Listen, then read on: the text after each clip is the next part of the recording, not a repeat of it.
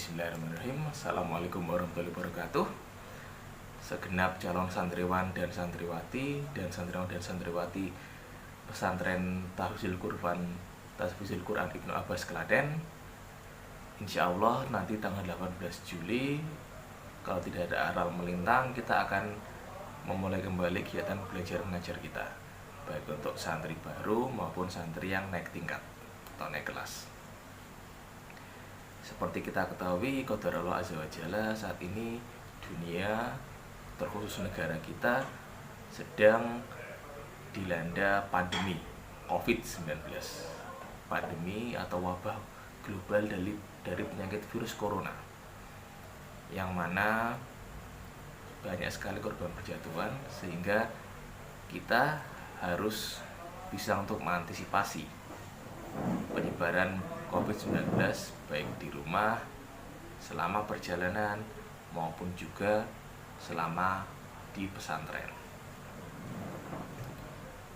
Hal-hal yang harus selalu kita perhatikan adalah pencegahan, yakni yang pertama tentunya soal kebersihan, yakni kita harus dan wajib untuk mandi 2 kali sehari, dan juga kita harus rajin mengkonsumsi makanan-makanan yang sehat dan bergizi untuk meningkatkan sistem kekebalan tubuh kita.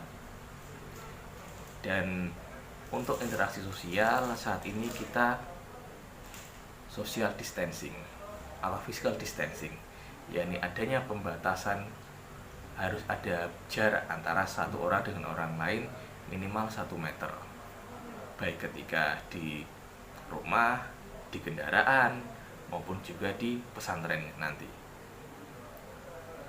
Yakni kita tidak bisa lagi saling berdekat-dekatan ketika sedang thalabul ilmi, ketika sedang jam pelajaran, tapi harus diberikan jarak antara satu santri dan santri lain minimal jarak 1 meter. Dan jangan lupa untuk selalu menggunakan masker. Ada beberapa jenis masker yang paling sering digunakan dan biasa dipakai orang awam adalah masker kain, yang mana ini biasanya mudah didapatkan di toko-toko, ataupun mungkin ada saudara yang berjualan masker. Ini masker kain atau masker non medis. Ini untuk umum ketika ada masyarakat awam harus bersosialisasi di ruangan sosial, di luar rumah itulah katakanlah, atau di luar sekolah, maka wajib untuk menggunakan masker kain.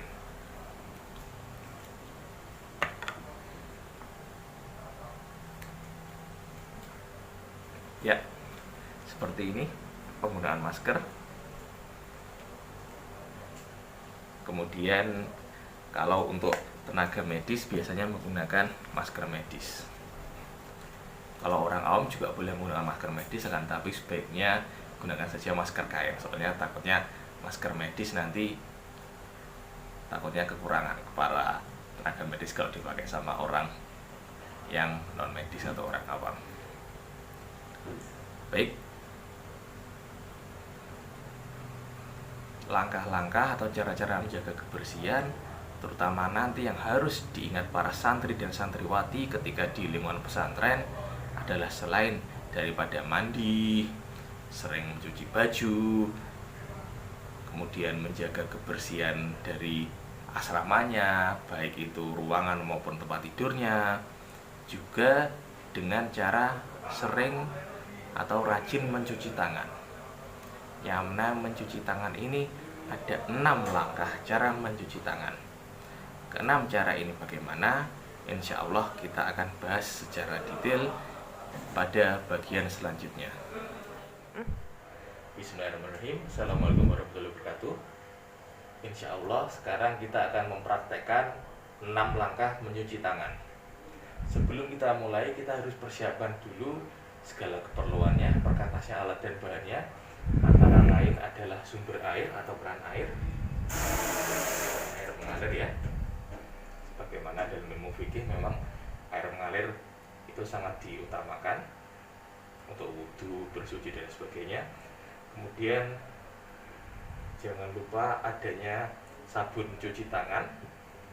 Dan untuk mengeringkan tangan setelah cuci tangan, kita bisa menggunakan tisu atau serbet yang bersih.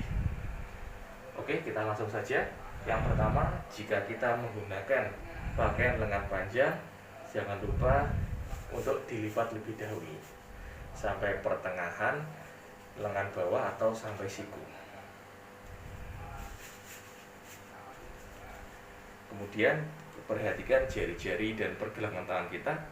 Jika kita memakai jam tangan atau cincin atau mungkin ada pernak-pernik lainnya, tolong dilepaskan lebih dahulu. Kemudian kita mulai.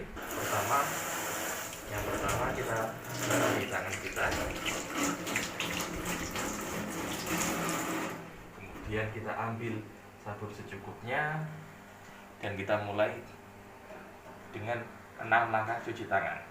Yang pertama adalah telapak tangan selama kurang lebih 5-10 detik.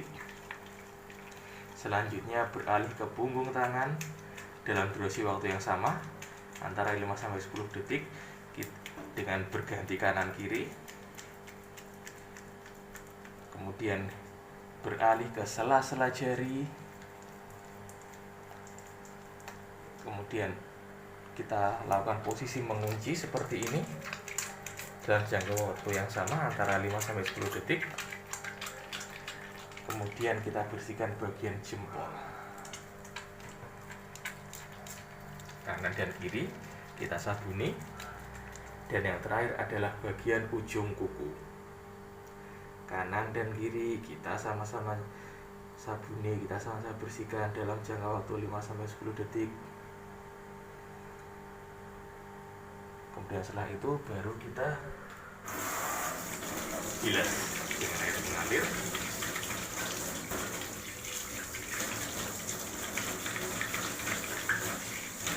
Usahakan seperti mungkin dan tidak ada sabun yang masih tersisa di tangan kita.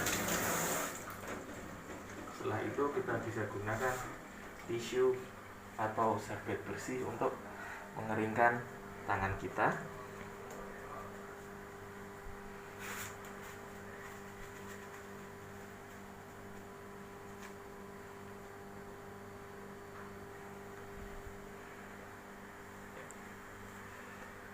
Demikian kurang lebihnya 6 langkah dalam mencuci tangan agar kita bisa terus menjaga kebersihan, dan salah satunya untuk mencegah penyebaran mata rantai COVID-19.